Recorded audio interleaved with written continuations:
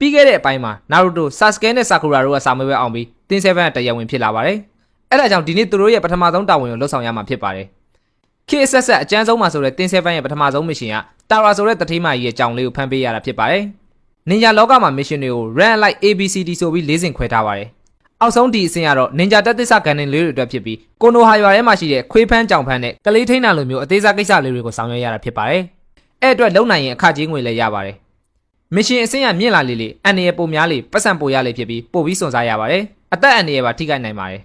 ်အဲ့ဒါကြောင့် A အဆင့်မစ်ရှင်တွေကိုကိုနိုဟာမှာရှိတဲ့ဂျိုနီတွေရတာလုပ်ရတာဖြစ်ပါတယ်အခုမှကန်တင်ဖြစ်ကစားနာရူတိုကကလေးကလားမစ်ရှင်တွေကိုလုပ်ရတာညှင်းငွေလာတာကြောင့်ရွာတကြီးစီကပုံမြင့်တဲ့မစ်ရှင်တွေကိုကြီးကြီးကျယ်ကျယ်တွေပြောပြီးတောင်းပါတယ်အဲ့ဒါကြောင့်နာကြီးလာတဲ့ရွာတကြီးလည်းဒီအဆင့်တက်တစ်ဆင့်ပုံမြင့်တဲ့စီရန်အဆင့်မစ်ရှင်တစ်ခုကိုပေးလိုက်ပါတယ်တာဝန်ကတော့ထာဆွန်နာလို့ခေါ်တဲ့စစ်မှုထမ်းအောင်အဖိုးကြီးကိုသူ့ရဲ့အိမ်ရှိကလေတိုင်းပြည်ရဲ့ရွာမှာတရားဆောက်ပြီးရဲ့အချိန်ကြီးတက်တော်ဆောင်လုပ်ရမှာဖြစ်ပါတယ်ဗီဒီယိုလေးကိုကြည့်ရသဘောကျရဲဆိုရင်ကျွန်တော်ရဲ့ Facebook page နဲ့ YouTube channel ကို like and follow subscribe နဲ့ share လေးလုပ်ပေးသွားကြဖို့တောင်းဆိုချင်ပါတ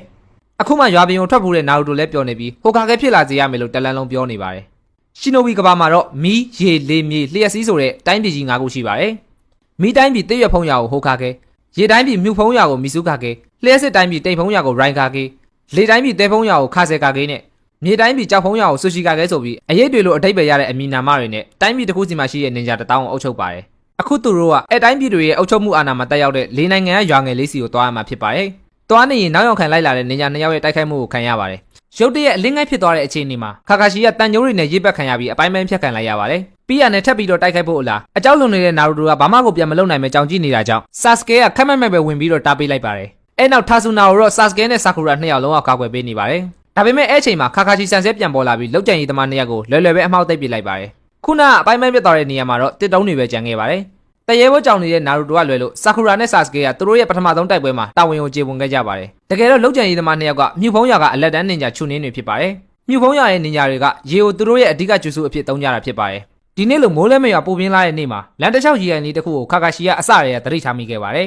။ဒါပေမဲ့သူတို့ရဲ့ရည်ရွယ်ချက်ကိုသိရဖို့စောင့်နေခဲ့တာဖြစ်ပါတယ်။တကယ်တော့ထာဆူနာကငွေကြေးမတက်နိုင်တာကြောင့်ကိုနိုဟာရွာကိုစီရန်အဆင့်မရှင်လို့ညာပြီးငားခဲ့တာဖြစ်ပါတယ်။ယခုလိုအလက်တန်းသားနင်ဂျာတိုက်ခိုက်မှုတွေရှိလာရင်ဘီရန်နဲ့အထက်ဖြစ်ပြီးတော့ဈေးရလည်းပို့ပေးရမှာဖြစ်ပါတယ်။ဒါပေမဲ့အခုအချိန်နေရနာရူတိုကလက်မှာအစိတ်မိသွားတာကြောင့်အစိတ်တုပ်ဖို့မဖြစ်မနေပြန်ဖို့လည်းလိုပါတယ်။အထီးကျန်မှုကိုအန်တုရင်နေ့ရက်တိုင်းတမလာဖို့အတွက်တကိုယ်တည်းလေ့ကျင့်ခဲ့တဲ့နာရူတိုကတကယ်တမ်းတိုက်ပွဲနဲ့တွေ့တဲ့အချိန်မှာကြက်တိတ်တေးပြီးဝင်တော့ဝင်ဖို့တစ်ခုပဲဖြစ်နေခဲ့ပါတယ်။သူ့ရဲ့တငယ်ချင်းပြိုင်ဘက်လိုသဘောထားတဲ့ဆာစကေကအခုလိုချိန်မှာတော့တီတီငိမ့်ငိမ့်တိုက်ခိုက်သွားတာမြင်တော့ကိုရိုင်ကအရှက်ရသွားတာကြောင့်လက်ကအစိတ်ကိုခုနိုင်နဲ့ပဲထိုးပြီးဖောက်လိုက်ပါတယ်။ပြီးရနဲ့ဘယ်တော့မှတရေဘောမကြောင်တော့ပဲအဖိုးကိုကာကွယ်ပေးမယ်လို့လက်ကဒဏ်ရာကိုတိုင်တယ်ပြီးသူရဲကောင်းဆန်ဆန်ပြောလိုက်ပါတယ်။အဲ့ချိန်ခါခါရှီကနာရူတိုလက်ကဒဏ်ရာစကားပြောနေရင်မှပဲတဖြည်းဖြည်းပြန်ကောင်းလာနေတာကိုသတိထားမိသွားပါတယ်။ခရီးကိုတော့ရေလန်းကြောင်းကနေပဲလှုပ်ဝက်စာသွားနေရင်ခါခါရှီကအဖြစ်မှန်နေကိုမေးပါတယ်။ထာဆူနာကဂါတိုလို့ခေါ်တဲ့ကမ္ဘာအချမ်းသာဆုံးစီးပွားရေးလုပ်ငန်းရှင်တယောက်ရဲ့တိုက်ခိုက်တာကိုခံနေရပါတယ်။အပြင်ပန်းမှာတော့ကမ္ဘာအချမ်းသာဆုံးစီးဝင်ဂါတိုကုမ္ပဏီရဲ့လူကြီးလူကောင်းရောက်ဆောင်ထားပေမဲ့တကယ်တော့ဂါတိုကကောက်ကျတဲ့သူတယောက်ဖြစ်ပြီးနောက်ွယ်မှာနင်ညာတွေနဲ့ပေါင်းအောင်မှောက်ဖို့အလုပ်တွေကိုလုပ်နေတဲ့သူဖြစ်ပါတယ်။ဂါတိုကအိန္ဒိယနိုင်ငံတွေကိုလည်းလက်ဝဲကြီးအုပ်ချင်နေပြီးလေနိုင်ငံရဲ့ကူးတန်းရောင်းဝယ်ရေးဈေးကွက်ကိုပါမျက်စိကျလာပါတယ်။လေနိုင်ငံဆိုတာကကျွန်းတတာနိုင်ငံလေးတစ်ခုဖြစ်ပါတယ်။အဲ့ဒါကြောင့်လမ်းမဆက်သွယ်ရေးနဲ့ကုန်သွယ်ဖို့အတွက်လှေနဲ့တရားတွေကိုလိုအပ်ပါတယ်။ဒီနိုင်ငံကနေအခြားဒေသတွေကိုဆက်သွယ်မဲ့တရားသာပြီးသွားရင်ဂါတိုရဲ့အကြံစီကပြတ်မှာဖြစ်ပါတယ်။အဲ့ဒါကြောင့်ဂါတိုကတရားဆောက်ပေးမဲ့ထာဆူနာကိုတတ်ချင်နေတာဖြစ်ပါတယ်။အဲ့လိုနဲ့ပဲတီး7လည်းရွေးစရာမရှိတော့ပဲထာဆူနာကိုအိမ်ပြန်ပို့ဖို့ဖြစ်လာပါတယ်။ခရီးကိုဆက်သွားနေရင်အေယာမဒါတလက်ကပြန်ဝဲလာပါတယ်။အဲ့ဒါရဲ့အပေါ်ကလူကမြူဖုံးရရဲ့အတန်တိတ်လူသက်သမားဇာဘူဆာမိုမိုချီဖြစ်ပါတယ်။ရုတ်တရက်ပဲဇာဘူဆာခါခါရှီကိုရှရင်ငန်အသုံးပြုသူကော်ပီနင်ညာခါခါရှီလို့ခေါ်လိုက်ပါတယ်။ရှရင်ငန်ဆိုတာရန်သူတွေရဲ့နင်ညင်စုထိုင်ကျူစုနဲ့ကန်ကျူစုတွေကိုတိုက်ပွဲအတွင်းမှာပဲခွဲခြားမြင်နိုင်တဲ့အနီရောင်အောက်ခံမျက်လုံးဖြစ်ပါတယ်။ဦးချီယာမျိုးနွယ်တွေသာပိုင်ဆိုင်တဲ့မျက်လုံးဖြစ်ပြီးအသုံးပြုသူလိုက်ပုံသဏ္ဍာန်တွေလည်းကွဲပြားပါတယ်။ရှရင်ငန်မှာရန်သူတွေရဲ့တိုက်ကွက်တွေကိုကော်ပီပြီးပြန်လည်အသုံးပြုနိုင်တဲ့စွမ်းရည်လည်းရှိပါတယ်။နင်ညာလောကမှာတော့ခါခါရှီကသူ့ဘယ်ဘက်မျက်လုံးရှရင်ငန်နဲ့ကျူစုပေါင်း1000ကျော်ကိုကူးယူထားနိုင်တဲ့ကော်ပီနင်ညာခါခါရှီအဖြစ်ကြော်ကြားပါတယ်။တိုက်ပွဲစားတော့ဇာဘူဇာကရေကိုအသုံးပြုပြီးမြူတွေကြားမှာကိုပြောက်သွားပါတယ်။ကျောင်းမှာအမြဲတမ်းအတော်ဆုံးဖြစ်ခဲ့တဲ့ဆာစကေကပထမဆုံးအနေနဲ့ကြောက်စိတ်ဝင်လာခဲ့ပါတယ်။ရုတ်တရက်ဇာဘူဇာကသူတို့3ယောက်ကြားထဲရောက်နေပြီးထာဆူနာကိုတတ်ဖို့အလုံးမှာခါခါရှီကဝင်လာပြီးခုနိုင်နဲ့ထိုးလိုက်ပါတယ်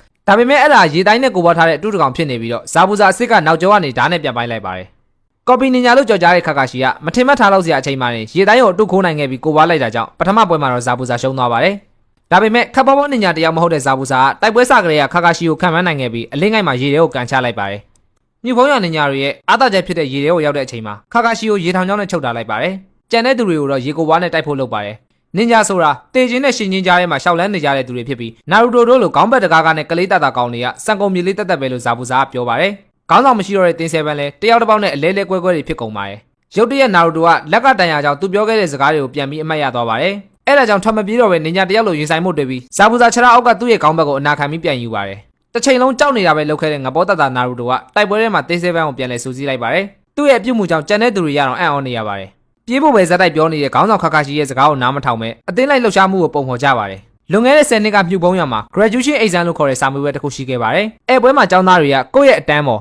အမြဲပေါင်းသင်းခဲ့တဲ့တငယ်ချင်းတွေကိုတတ်ပြီးစစ်မှန်တဲ့နေညာဖြစ်ကြောင်းတတ်သိပြရပါတယ်။ဒါပေမဲ့နာရူတိုတို့လိုကန်နင်းရွယ်စာဘူးစာကစာမေးပွဲမှာရှိတဲ့သူတွေအပြင်စာစစ်ဆရာတွေကတတ်ပြစ်ခဲ့ပါတယ်။အဲ့ဒါကြောင့်ပဲအခုချိန်ထိတင်းစပေါက်နေညာစာဘူးစာမိုမိုရှိရဲလို့နာမည်စုံနဲ့ကြော်ကြားနေတာဖြစ်ပါတယ်။အဲ့လိုဂျိုနင်တရားရဲ့လက်ထဲမှာတင်းဆဲပန်းအလူးလဲခံနေရပြီးတိုက်ပွဲကြားထဲမှာပဲနာရူတိုကဆာစကဲကိုစัจ जा အကြီးတစ်ခုပေးလိုက်ပါတယ်။ဆာစကဲကလည်းဇာဘူးစာရဲ့တကယ်ခန္ဓာကိုယ်အစ်စ်ကိုချိန်ပြီးပစ်ပါတယ်ဇာဘူဇာလွယ်လွယ်ပဲလက်နဲ့ဖမ်းလိုက်တဲ့အချိန်နောက်ထပ်စัจ जाတစ်ခုကထပ်ပြီးပြန်လာပါတယ်။အဲ့ဒါကိုရှယ်လိုရှူရီကန်ဂျူစုအရေးစัจ जाတိုင်းလို့ခေါ်ပါတယ်။လက်နှစ်ဖက်လုံးမှာအားတဲ့ဇာဘူဇာကနောက်တစ်ခုကိုလည်းအသာလေးခုံချောင်လိုက်ပါတယ်။ဒါပေမဲ့နောက်ကိုရောက်သွားတဲ့ဒုတိယစัจ जाပုံပြောင်းထားတဲ့နာရူတိုဖြစ်နေပြီးခုနိုင်တဲ့ဇာဘူဇာရဲ့ရေထောင်ကျောက်သုံးထားတဲ့လက်ကိုပြစ်လိုက်ပါတယ်။အဲခိုင်တန်အဲတိုက်ကွက်ကအပိုင်း1000ကျော်နာရူတိုစီးရီးအပြင် Next Generation Boruto အထိပါ Chainyu Shinobi Jiro ရဲ့အမိုက်ဆုံးမှုမှန်အဖြစ်လူတိုင်းရဲ့ရင်ထဲမှာဆွဲထင်နေပါတယ်။တစ်ဆက်တည်းမှာပဲဆာကူရာကို useless လို့ခေါ်ရတဲ့အကြောင်းရင်းကအဲ့ရစပါတယ်။အဲ့လိုနဲ့ဇာဘူဇာမိုမိုချီနဲ့ကော်ပီနင်ညာခါခါရှီတို့ရဲ့တိုက်ပွဲပြန်ဖြစ်လာပါတယ်။ဒီတစ်ချိန်မှာတော့ခါခါရှီကဇာဘူဇာလုံးသမျှအကွက်တိုင်းကိုလိုက်လုံနေပြီးနှစ်ယောက်သားလက်ရည်တူနေကြပါတယ်။ဒါပေမဲ့ကိုနိုဟာအထင်ကြီးနင်ညာခါခါရှီရဲ့ရှာရင်းငယ်အောက်မှာကန်ဂျူစုတစ်ခွက်နဲ့ခံလိုက်ရပါတယ်